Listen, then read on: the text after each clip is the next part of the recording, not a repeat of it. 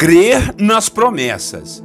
Irmãos, ontem nós comemoramos o dia de Pentecostes, o dia da descida do Espírito Santo. E em nossa igreja tivemos uma programação muito especial com um teatro maravilhoso que procurou mostrar o quanto as pessoas têm dificuldade de acreditar nas promessas que o Senhor tem de derramar o seu Espírito sobre os seus filhos. E foi algo muito tremendo. Aproveito então a mensagem que ministrei aos meus irmãos e quero compartilhar aqui com vocês também. Hoje vai demorar um pouquinho mais, mas eu acredito que vai valer a pena, tá bom? Bom dia, meus irmãos, Pastor Clodoaldo aqui e vamos para mais uma mensagem aí, uma palavra a respeito dos personagens da Bíblia, porque nós falamos de dois personagens que são os dois discípulos de Emaús. Vamos ler o texto bíblico, Lucas capítulo 24, versículo 25 ao 27. Diz a palavra assim: de fato, alguns dos nossos foram ao sepulcro e verificaram a exatidão do que disseram as mulheres, mas não o viram. Então lhes disse Jesus: ó nécios e tardos de coração, para crer em tudo que os profetas disseram. Porventura não convinha que o Cristo padecesse e entrasse na sua glória? E começando por Moisés, discorrendo por todos os profetas, expunha-lhes o que a seu respeito constava em todas as Escrituras. Meus irmãos, no texto que nós lemos aqui, o Senhor Jesus chamou a atenção de dois discípulos que estavam desconsolados por conta da morte do Senhor Jesus. Eles saíram de Jerusalém e estavam rumando para suas casas em Emaús. No meio do caminho, Jesus se aproximou deles e puxou conversa, como quem não queria nada. Só que os olhos desses discípulos estavam meio que cegados e eles não perceberam que era Jesus ao lado deles.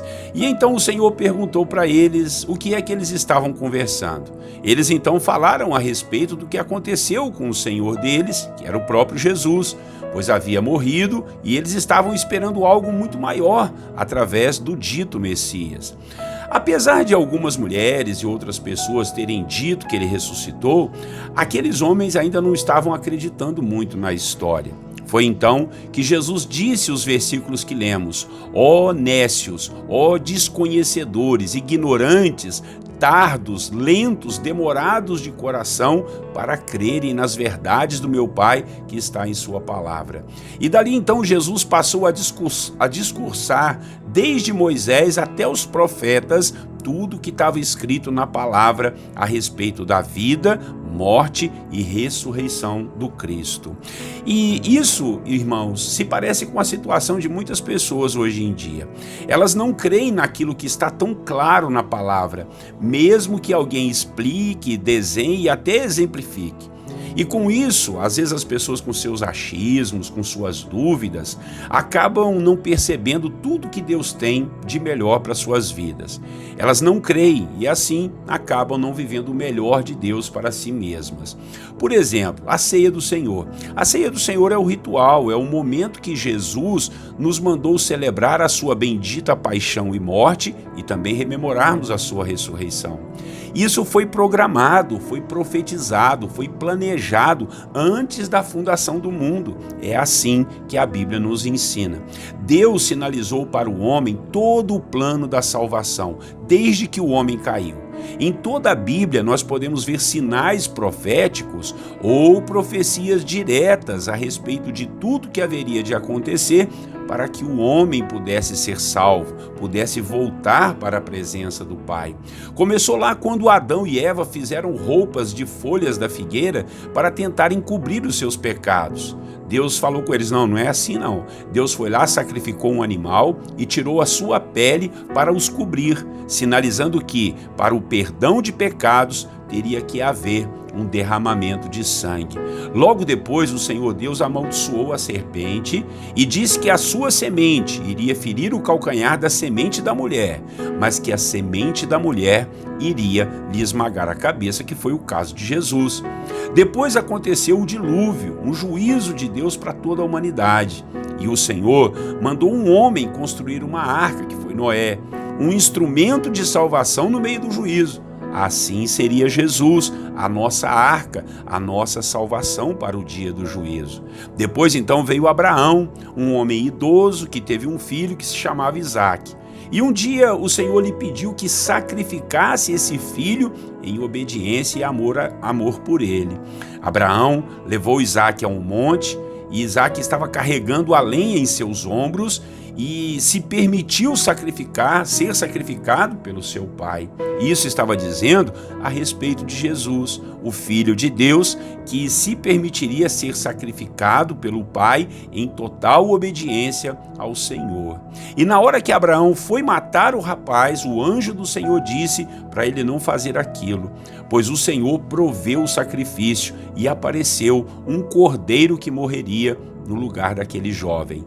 Então os cordeiros passaram a ser os que iriam morrer em sacrifício para o perdão dos pecados dos homens. Logo depois veio Moisés como assim um tipo de Cristo, um Salvador, alguém que iria tirar o povo da escravidão do faraó e conduzi-los pelo deserto para uma terra prometida. E é exatamente isso que Jesus fez e faz conosco. Nos tira da escravidão do mundo, das garras de Satanás, e nos conduz pelo deserto deste mundo até chegarmos ao céu, que é a terra prometida. Na libertação do Egito ainda aconteceu algo interessante. A última praga para que o faraó soltasse o povo era o que? Era a morte dos primogênitos, dos primeiros filhos de toda a nação. E para que o anjo não passasse na casa das pessoas e daqueles que não queriam seus filhos mortos, tinha que se pegar um cordeiro sem defeitos e matá-lo no horário do crepúsculo da tarde e assá-lo para todos da família participarem de um banquete. Só que teriam que passar o sangue desse cordeiro nos umbrais e na verga da porta, sinalizando uma cruz. Quando você passa por uma porta, a verga fica em cima e os umbrais ficam do lado do seu ombro.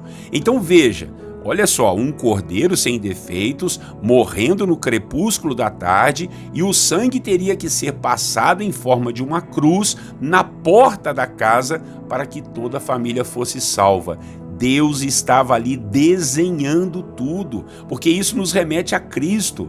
João Batista diz que Jesus seria o Cordeiro de Deus que tiraria o pecado do mundo. O Cordeiro.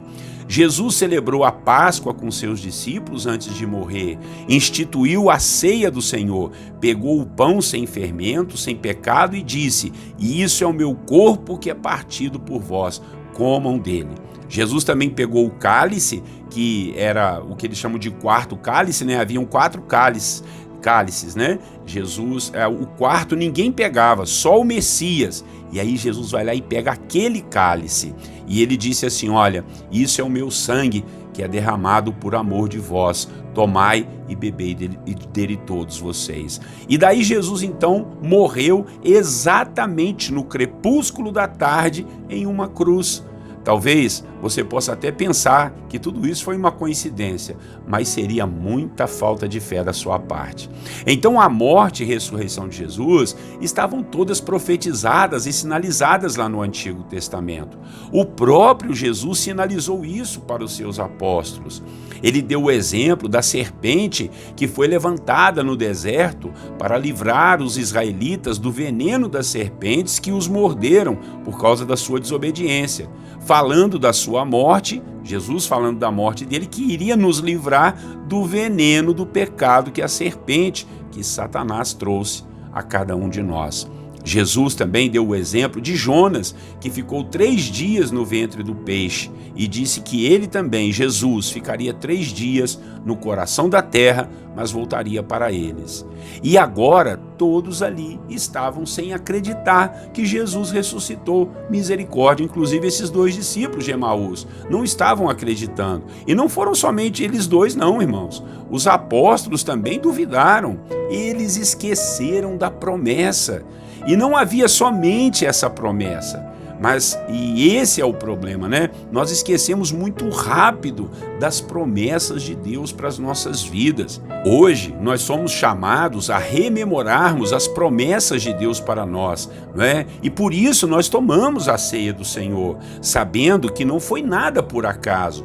Tudo estava pensado, planejado e debaixo de um santo propósito.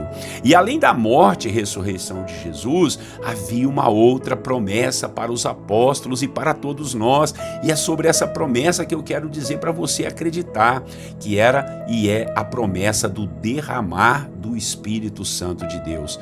No livro de Ezequiel, no capítulo 36, o Senhor diz que dará a nós um coração novo, que derramaria o seu Espírito sobre nós e que o Espírito dele habitaria dentro de cada um de nós, inscrevendo suas leis em nosso coração. Deus também disse através do profeta Joel que derramaria o seu Espírito sobre toda a carne. E ali diz: vocês terão sonhos, visões e até profetizarão. Jesus disse que iria para o Pai, mas enviaria o Espírito Santo para consolar e lhes dizer e ensinar toda a verdade. Jesus disse que era para eles ficarem em Jerusalém para serem revestidos de poder pelo Espírito Santo. Jesus disse que receberíamos poder ao descer sobre nós o Espírito Santo para sermos suas testemunhas. E nós sabemos o que aconteceu. Foi o Pentecostes, o derramar do Espírito Santo de Deus sobre todos os irmãos. E isso não foi só para eles lá atrás, é para nós hoje, é uma promessa. Eu sei que talvez você tenha dúvidas, talvez você não acredite, talvez você ainda não tenha recebido, mas não deixe de crer, não deixe de pedir, não deixe de clamar, não seja nécio, ignorante, não seja lento em seu coração para acreditar na promessa do Senhor que Ele vai derramar o Espírito Santo dele sobre a sua vida. Não é sobre mim, não é sobre você, não é sobre a igreja em si, é sobre o Espírito Santo de Deus que quer te usar para fazer uma grande obra nessa terra. Olha, tudo isso está muito além de nós. Creia nisso, permita-se receber o Espírito Santo, ser batizado pelo Espírito Santo, para você ser uma bênção nas mãos do Senhor. Então, vamos orar e vamos voltar a crer com toda a intensidade em todas as promessas do Senhor. E não são só promessas de bênção, que Deus vai te dar isso ou aquilo, né? As pessoas ficam muito presas nisso daí, né? Mas creia nas promessas que o Senhor vai te usar, que Deus tem uma grande obra na sua vida, que Ele vai derramar o Espírito Santo dele sobre cada um de nós. Vamos orar? Nosso bondoso Deus e Pai, muito obrigado por essa mensagem tão poderosa, para nós continuarmos crendo nas promessas. O Senhor honrou todas as suas promessas e vai honrar a todas elas ainda na nossa vida, ó Pai. Te pedimos perdão pelas vezes que não acreditamos, que duvidamos, que julgamos, ó Pai. Ajuda-nos a abrirmos o nosso coração e darmos lugar ao Teu Espírito Santo para poder agir na nossa vida, agir pela nossa vida, tudo em prol do reino de Deus, para honrar e glorificar o Teu nome. Não sei se o meu irmão e a minha irmã já receberam o Espírito Santo, talvez eles ainda não foram batizados com o Espírito Santo, não receberam os dons espirituais. Que o Senhor, em nome de Jesus, nessa manhã, Pai, possa abrir o coração do Teu servo, abrir-lhe o entendimento, para que ele seja tocado, abençoado, fortalecido no Senhor e na força do Seu poder. Em nome de Jesus, que ele tenha unção, que ele tenha autoridade, que ele tenha poder, sabedoria para fazer a grande obra do Senhor. Em nome de Jesus, nós não podemos andar nesse mundo vazios, nós temos que andar cheios do Teu Espírito Santo para honrarmos e glorificarmos o Seu nome. Obrigado por essa mensagem, obrigado pela vida dos meus irmãos e irmãs, Pai, que todos nós sejamos abertos ao Teu Espírito para sermos convencidos da justiça, do pecado e do juízo, para recebermos as Suas verdades, recebermos poder ao descer sobre nós o Espírito Santo e sermos testemunhas Tuas em todos os lugares da terra. É a nossa oração nessa manhã, em nome do Senhor Jesus. Amém.